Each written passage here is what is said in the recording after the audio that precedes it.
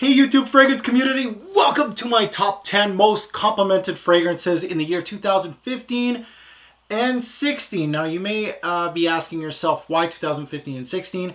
It's because I started compiling this list back in 2015 thinking I was going to release it in early 2016. However, back in January 2016 I decided to drop a jewel of a video for all of you out there in the fragrance community called most complimented videos are trash and blah blah blah, and things got a little heated after that video.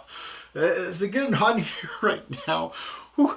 Anyway, after I dropped that, I decided it would be probably safe for me to kind of give it a little bit of a cushion before releasing my complimented videos. So this is where we're at today. It might not be the biggest cushion, but anyway, 2016, shuffled the list a little bit. This includes not only designer fragrances, but also niche. So this is my whole collection.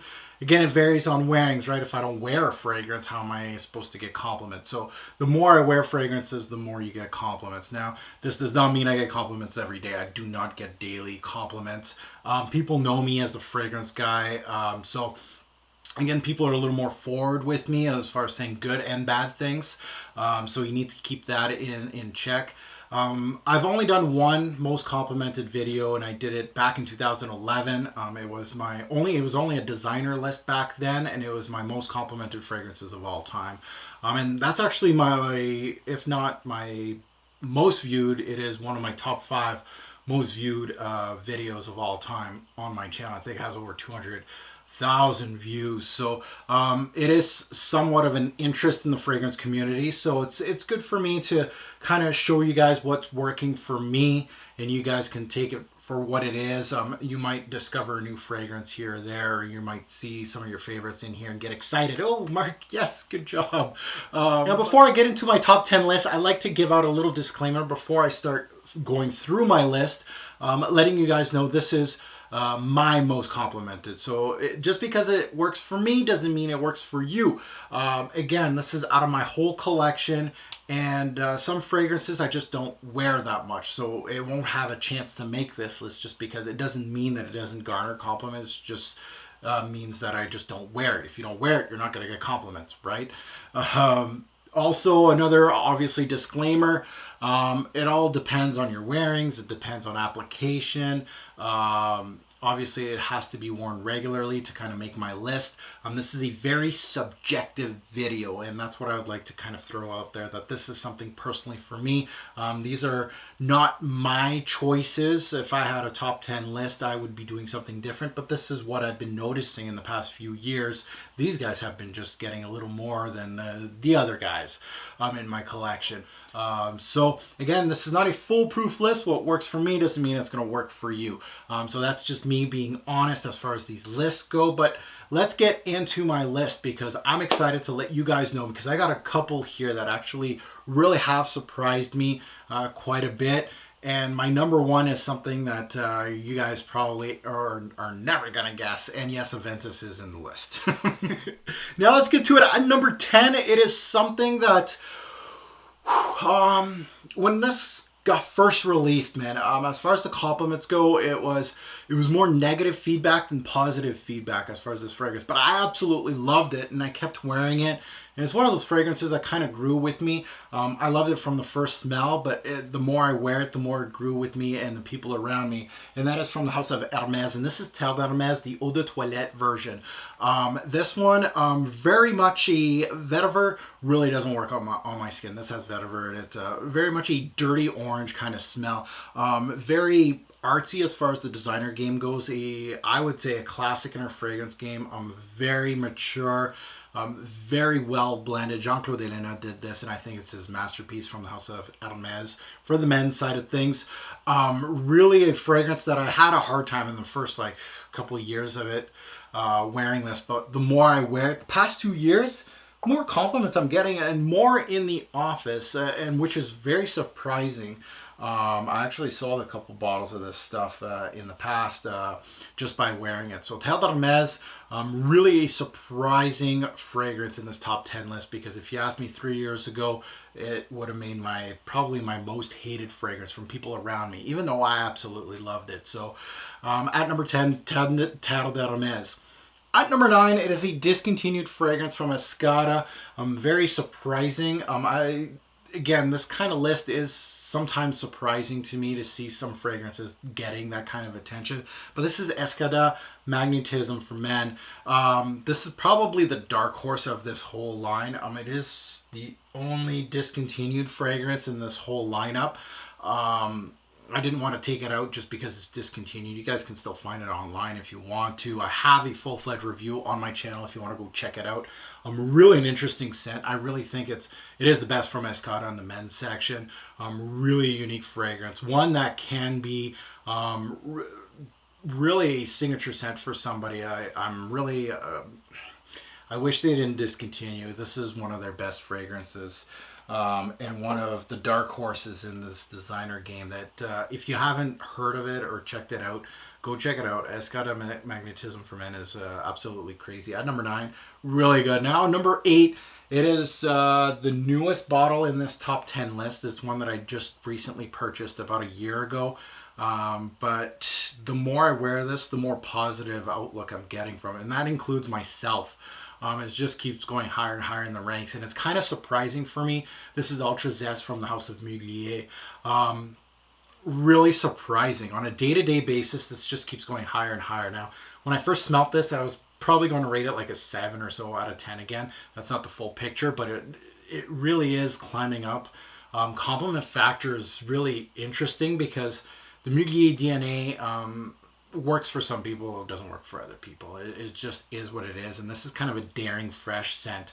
Really unique scent also for the designer game. And in my hometown, no one has this because they don't sell Mugler fragrances in my hometown. So really interesting. That one is getting a lot of love, not only from me, but from the people around me. And unfortunately, I split this fragrance, so I'm at 40% juice level here, so wish I would have had a full bottle. Maybe I'll find one online, but that is a limited. I guess that one's also technically discontinued because it was a limited edition back then, but you can find plenty of this online if you look. At number 7, from the House of Versace, again, something that's surprising. Again, that is kind of the theme of this top complimented fragrance list. It's surprising to me that these kind of fragrances are getting the love they're getting from when I'm wearing them. Again, I wear these a lot. And you'll see these guys are in my rotation. So at number 7, Versace Noir.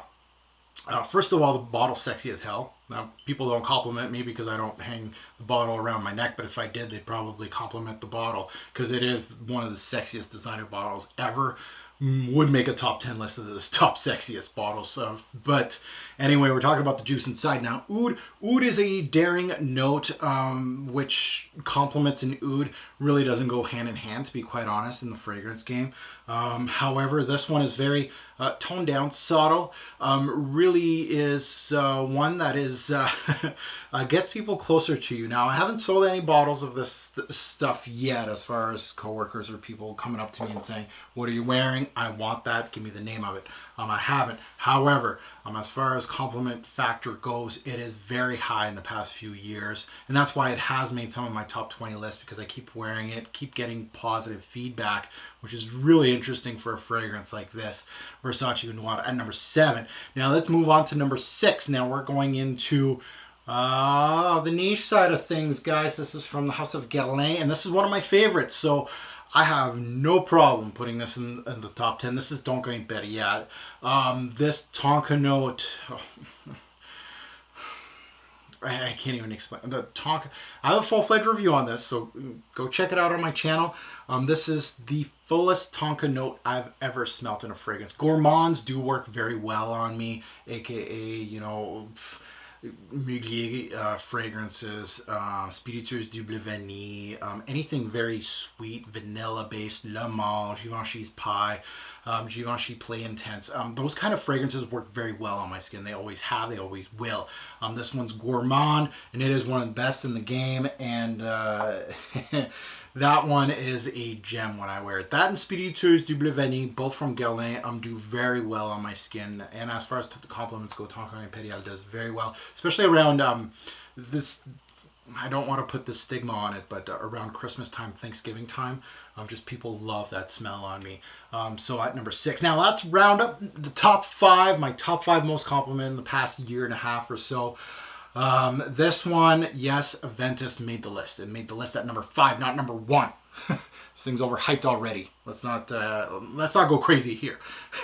So Aventus, yes, my batch number, because you guys are crazy about batch numbers.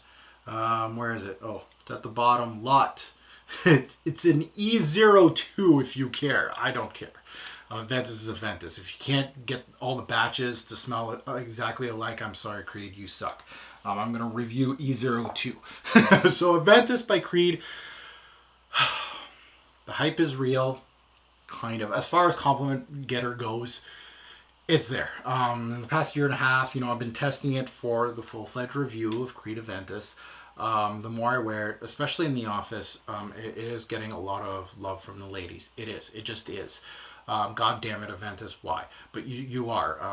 It's worked as advertised. It is probably the most potent Creed that I've worn ever. I'm always scared of over-applying this fragrance. I've over-applied it a few times at work, and thank God people are loving this fragrance because they're like, oh my God, Mark, you're stinking the whole office, but I love it, so continue doing that. That's not always the case with me, by the way. But Aventus gets lots of love. It does. And that's why it's number 5 on this list. At number 4, let's go back designer. The Autumn Intense. Not a dark horse. Always has worked well. Kind of artsy as a fragrance, but also gourmandish at the same time. Very dark, but well known. Obviously well known in our fragrance community, so I'm not going to say too much about DHI, but it works very well on my skin, and the compliment factor is there, and it's very steady as far as the compliment factor goes. It's one of those go-tos that are easy to go to. At number 4, the Autumn Intense. At number 3, this is surprising, even for me. It's one of my favorites. I'm not surprised that I like it, but I'm surprised people around me like it, just because it's not for everybody. It has a smoky appeal to it. It's a tea-based fragrance, which isn't very popular. It's popular with me. I love tea-based fragrances, but really, Tea for Two by L'Artisan, very surprising being this high. Huge surprise. It just seems like these two recently have had a surge as far as compliments go with me. And it seems like they go hand in hand. This one, fall's coming up, perfect. Perfect for fall. If you're looking for a tea-based fragrance that has a little bit of oomph to it, Tea for Two is the one to go with. Men and women, this is a unisex fragrance by far.